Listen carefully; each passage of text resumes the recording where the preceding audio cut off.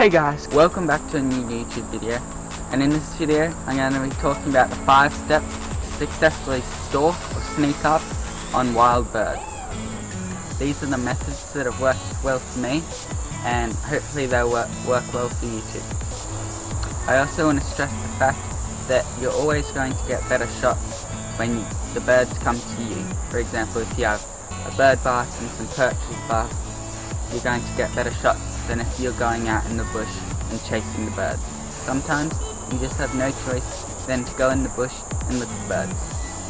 When you do go in the bush looking for birds, make sure you do not stress the birds out.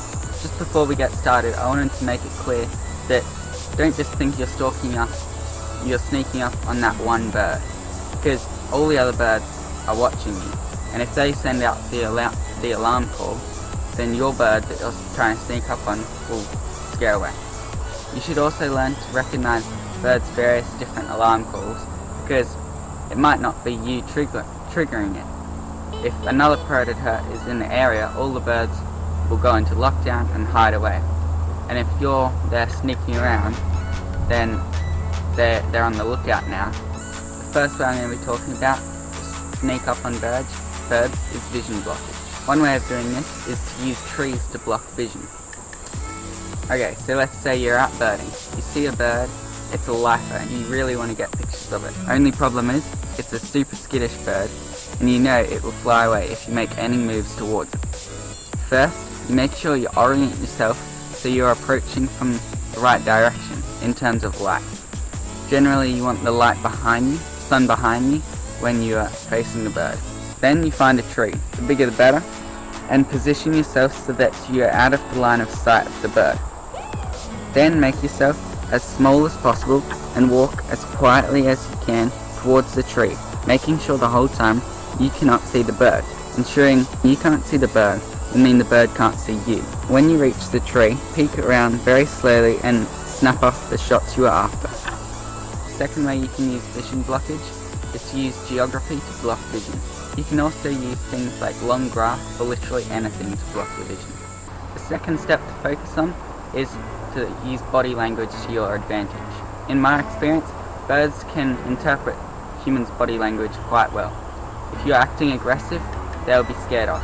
If you're not acting like a predator, then they might just stick around for longer.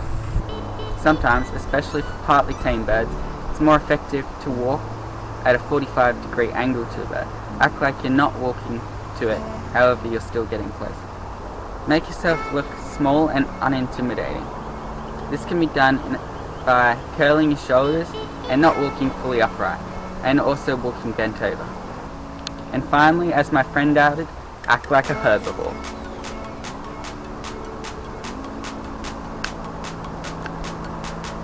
Step 3. Allow your movements to be dictated by what the bird is doing. A good example of this would be when you're sneaking up on a duck. When it puts its head underwater, that's when you move forward. And you can move forward fast and as far as you like until it puts its head up again. I guess it's a bit like the kid game, What's the Time, Mr. Wolf? Allowing your steps and movements to be dictated by what the animal is doing also includes stopping and hiding if the animal starts moving towards you. Ideally, if you have time to hide in its predicted path of travel.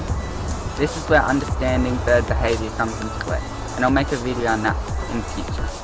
For example, this Rufous fantail shot, I was hiding way down photographing it when it started coming towards me. So I hid in some grasses and waited for it to come towards me. Then I made a little noise and it hopped up on this branch to have a look at me, and I snapped off these shots. It's starting to rain, so I'll have to continue the video another time. Step 4 is how to walk. If you want to go to extremes with this method, it's best to use bare feet. The way to walk is to put all the weight on one foot, then place the other foot on the ground and feel if there is any sticks or leaves that are going to make a loud noise. Once you have found a good place or moved them out of the way with your foot, then you can transfer your weight to that foot and move forward, then repeat. And step 5 is weather. I wasn't going to put this one in, but I thought I may as well include it as a bit of a bonus tip. What I mean by weather is not only going out in the best light, which I might cover in another video. But after heavy rainfall, all the leaves are compacted and it's much more quiet to walk on. And it just so happens after rain, it's also overcast, so the light's the best anyway. If you like the video, don't forget to hit that subscribe button down below and turn the notification bell on, as it would really help me out. So I hope this video helps you to get out and get a bit closer to the birds than you have previously. See ya!